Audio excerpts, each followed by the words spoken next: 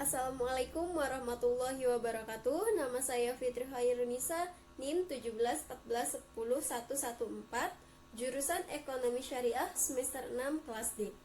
Mata kuliah Manajemen Perbankan. Di sini saya akan menjawab pertanyaan-pertanyaan ulangan tengah semester yang telah diberikan oleh dosen saya, yaitu Ibu Yani Agus Priyani. Pertanyaan pertama yaitu sebutkan undang-undang dari perbankan serta jelaskan pengertian bank.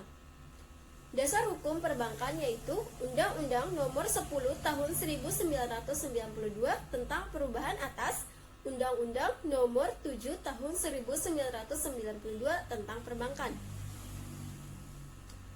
Menurut Undang-Undang Nomor 10 Tahun 1998, perbankan adalah badan usaha yang menghimpun dana dari masyarakat dalam bentuk simpanan dan menyalurkannya kepada masyarakat dalam bentuk kredit atau dalam bentuk-bentuk lainnya dalam rangka meningkatkan taraf hidup rakyat banyak. Pertanyaan kedua yaitu jelaskan peran Bank Indonesia yang Anda ketahui terhadap pemerintah. Peran Bank Indonesia terhadap pemerintah yang pertama yaitu Bank Indonesia berperan sebagai pemegang kas pemerintah, di mana Bank Indonesia dengan kewajibannya menyelenggarakan penyimpanan kas umum negara, sehingga Bank Indonesia disebut sebagai Bank Pemegang Kas Republik Indonesia. Yang kedua yaitu BI dapat menerima pinjaman luar negeri, menuntaskan serta menyelesaikan tagihan dan kewajiban keuangan pemerintah terhadap pihak luar negeri untuk dan atas nama Bank Indonesia. Yang ketiga yaitu pemerintah wajib meminta pendapat Bank Indonesia atau mengundang Bank Indonesia dalam sidang kabinet yang membahas tentang ekonomi, perbankan, keuangan yang berkaitan dengan tugas Bank Indonesia sendiri. Yang keempat yaitu Bank Indonesia dapat memberikan pendapat maupun pertimbangan kepada pemerintah mengenai rancangan anggaran pendapatan dan belanja negara, serta kebijakan lain yang berkaitan dengan tugas dan kewenangan Bank Indonesia. Yang kelima yaitu pemerintah wajib menerbitkan surat utang negara terlebih dahulu dengan berkonsultasi kepada Bank Indonesia dan DPR. Yang keenam yaitu Bank Indonesia dapat membantu penertiban surat utang negara yang telah diterbitkan oleh pemerintah. Yang ketujuh, Bank Indonesia dilarang memberikan kredit kepada pemerintah. Pertanyaan ketiga yaitu jelaskan mengenai kegiatan bank. Kegiatan bank yaitu ada tiga. Yang pertama, menghimpun dana dari masyarakat. Yang kedua, menyalurkan dana ke masyarakat.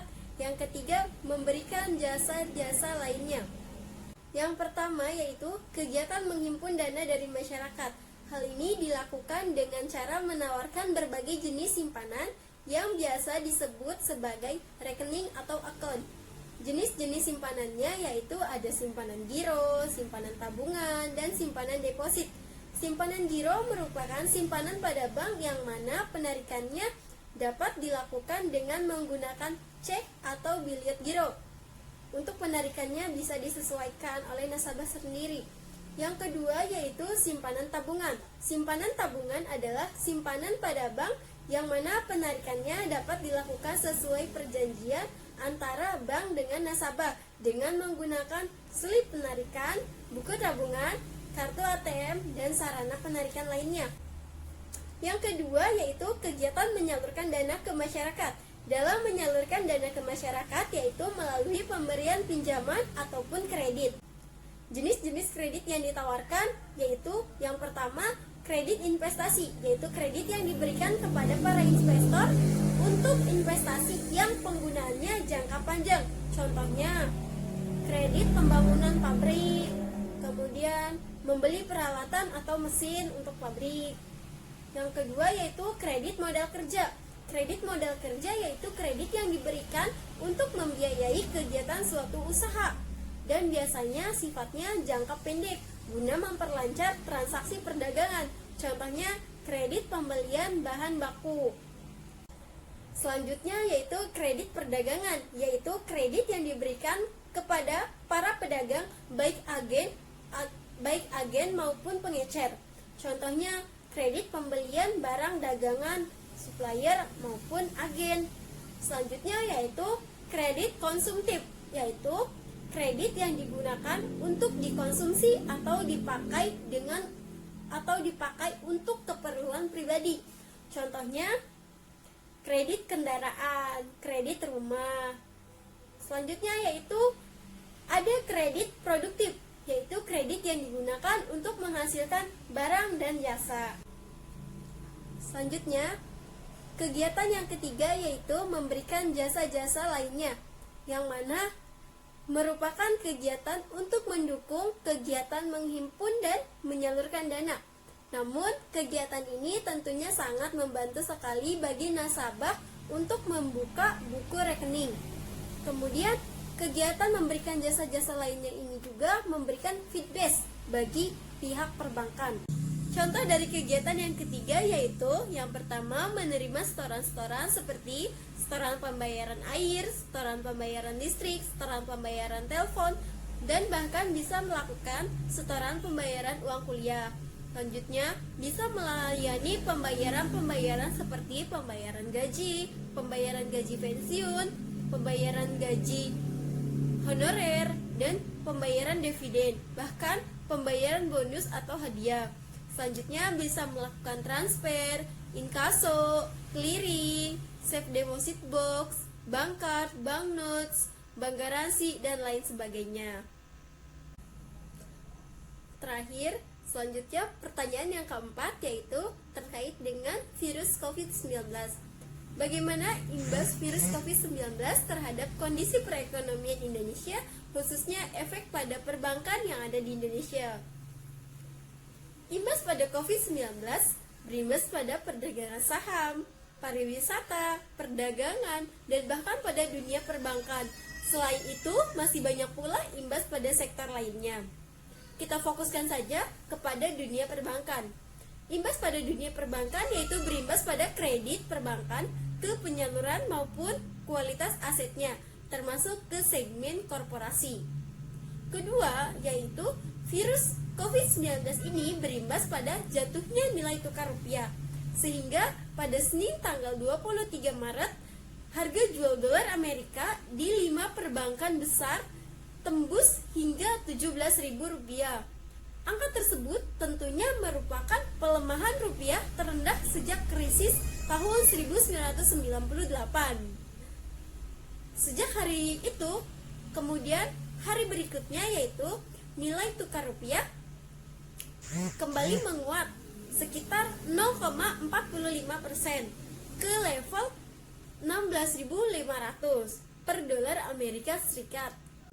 Lantas, apa kebijakan pemerintah Indonesia dalam menangani hal tersebut?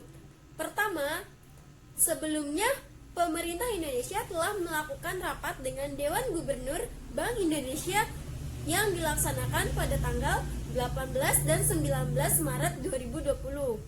Dalam rapat tersebut telah memutuskan bahwasannya untuk menurunkan BI 7 Day Reverse Repo Rate sebesar 25 basis point menjadi 4,5% yang sebelumnya 4,75%. Kemudian suku bunga deposit diturunkan 25 basis point menjadi 3,75% dan suku bunga lending sebesar 25 basis point yang kemudian menjadi 5,25%. Keputusan Bank Sentral untuk menurunkan suku bunga dikarenakan sejalan dengan kondisi global, di mana saat ini perekonomian global masih dalam kondisi ketidakpastian. Selain itu juga, strategi moneter perlu dilakukan guna untuk menjaga kecukupan likuiditas di pergantian tahun yang akan datang. Hal itu pun guna mendukung transmisi bauran lonjakan yang akomodatif. Lantas, apakah sudah benar kebijakan yang dilakukan oleh pemerintah? Menurut Kepala Ekonom Bank Permata, Joshua Pardede, mengatakan bahwasannya kebijakan yang diambil oleh Bank Indonesia dalam merespon kondisi terkini terkait penyebaran virus COVID-19 sudah tepat, di mana keputusan tersebut sudah memberikan pelonggaran kebijakan moneter Bank Indonesia terhadap dengan sejalannya arah suku bunga Bank Sentral Global. yang cenderung turun dalam 1-2 bulan terakhir ini, di mana Bank Sentral Amerika Serikat sudah menurunkan suku bunga acuan sebesar 1,5% pada bulan ini, serta meningkatkan likuiditas dengan melontarkan kuantitatif asing untuk memberikan stimulasi bagi sektor real. Bagaimana menurut Anda seharusnya cara pemerintah menanggulangi kendala-kendala yang timbul akibat COVID-19? Menurut saya, yang seharusnya diambil oleh pemerintah dalam menanggulangi virus COVID-19 ini sudah cukup baik. Memang pada dasarnya ada sisi positif maupun sisi negatif. Tetapi hal ini juga diterapkan karena pada dasarnya pemerintah tidak ingin terlambat dalam menanggulangi masalah serius ini. Pemerintah melakukan lockdown tujuannya agar dapat cepat memutuskan mata rantai penyebaran virus COVID-19 dengan memberikan belajar di rumah, bekerja di rumah, serta beribadah di rumah. Tetapi hal ini juga menghambat sisi perekonomian, di mana pusat perekonomian Indonesia berada di Jakarta, dengan roda perekonomiannya berada di Pulau Jawa. Baik, sekian dari saya. Apabila terdapat banyak kesalahan kata, mohon dimaafkan karena saya di sini masih belajar. Terima kasih atas waktunya. Wassalamualaikum warahmatullahi wabarakatuh.